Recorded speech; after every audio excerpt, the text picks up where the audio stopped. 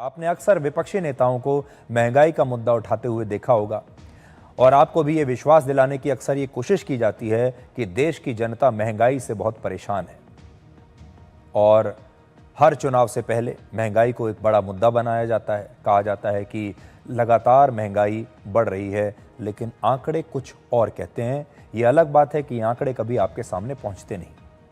तो आंकड़े क्या हैं देखिए। हमारे देश में खुदरा महंगाई 99 महीने में इस समय सबसे कम है। जून 2017 के बाद इस साल सितंबर के महीने में खुदरा महंगाई दर सबसे कम 1.54% रही है, यानी 8 साल में महंगाई इस समय सबसे कम है। और खुदरा महंगाई क्या होती है? खुदरा महंगाई सब्जियां, फल और दाल जैसे रोजमर्रा के सामानों से जुड़ी हुई महंगाई होती है।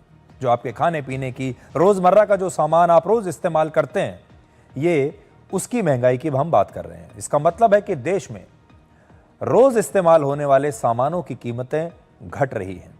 जीएसटी दरों में कमी के कारण महंगाई में ये गिरावट आई है और आने वाले दिनों में महंगाई में और ज्यादा कमी आ सकती है और रिजर्व बैंक ऑफ इंडिया ब्याज दरों में भी आगे चलकर कटौती कर सकता है। और अगर ऐसा हो गया तो आपके लिए और भी ज्यादा राहत की बात होगी।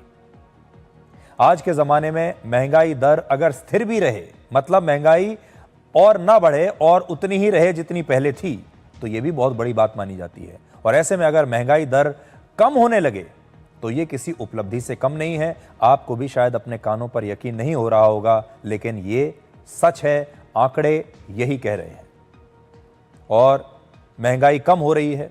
शायद यही वजह है कि इस साल का जो त्योहार है, ये जो दिवाली का त्योहार का सीजन चल रहा है, ये व्यापारियों के लिए और आम लोगों के लिए भी खुशियों से भरा हुआ सीजन है।